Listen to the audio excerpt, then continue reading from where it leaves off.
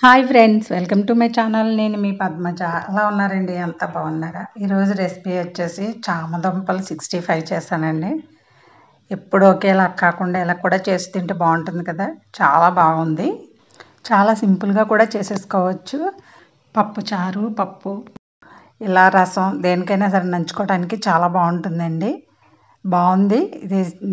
Chicken, mutton అలాగే కాకుండా ఈ చామదుంపలు కూడా ఇలా ఫ్రై చేసుకొని ట్రై చేయండి. మీకు కూడా నచ్చుతుంది, పిల్లలు కూడా తింటారు. చామదుంపలు హెల్త్కి కూడా మంచిది అంటారు.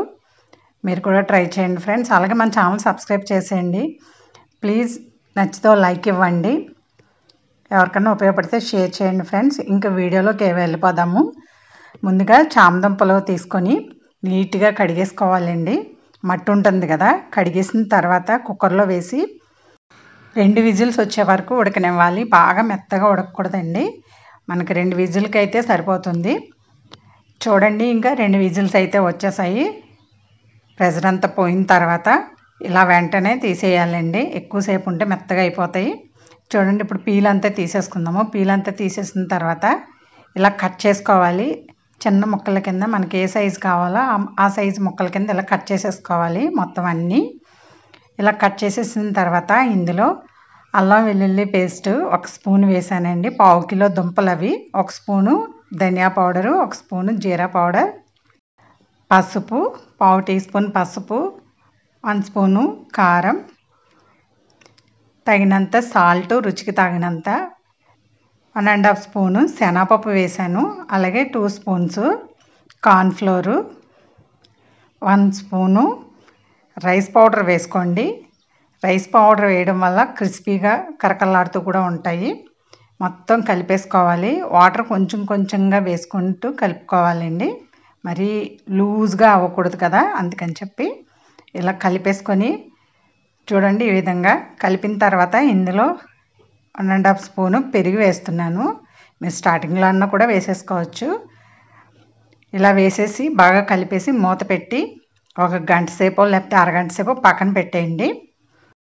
పక్కన పెట్టేసిన తర్వాత చూడండి, ఒక అరగంట తర్వాత ఇలా స్టవ్ వెలిగించి డీప్ ఫ్రైకి మంచి కళాయి పెట్టుకోండి. దలసరిగా ఉండేది పెట్టి డీప్ ఫ్రైకి సరిపడా ఆయిల్ వేసుకోవాలి. ఆయిల్ వేసుకొని మొత్తం మనం చికెన్ ఫ్రైకి ఎలా వేసుకుంటామో అలాగే ఒక్కొక్కటిగా వేసేసుకోవాలి. వేసేసిన తర్వాత చూడండి, ఇవి బాయిల్ అవ్వడానికి అంత టైమో పట్టదండి. 5 మినిట్స్లో అయిపోతుంది. చూడండి, మంచి కలర్తో బాగున్నాయి కదా. ఇవన్నీ తీసేసుకోవాలి. ఫ్రై అయిపోయాయి.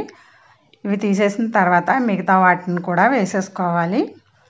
ఇంకా మిగిలిన చామదుంపలు కూడా ఇలా వేసేసుకోవాలండి. వేసేసిన తర్వాత ఇవి కూడా బాగా ఫ్రై అయిపోయే వరకు ఒక 5 నిమిషాల్లో అయిపోద్దండి. ఎక్కువ టైం తీసుకోదు. మనం ఆల్రెడీ ఉడికించిన దుంపలే కాబట్టి పైన ఫ్రై అయిపోతే సరిపోతుంది. చూడండి, ఇవి కూడా ఫ్రై అయిపోయాయి. ఇవి కూడా తీసేసుకున్నాము.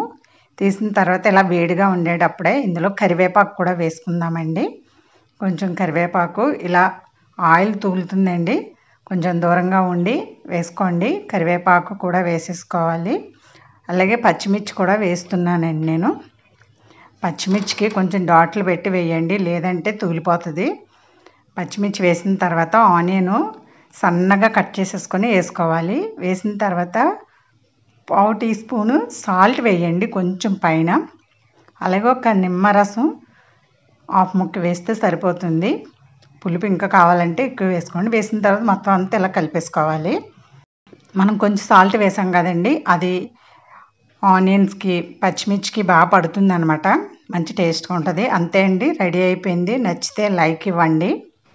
పిల్లలు బాగా ఇష్టంగా తింటారండి. మన ఛానల్ సబ్స్క్రైబ్ చేసుకోండి. Thanks for watching.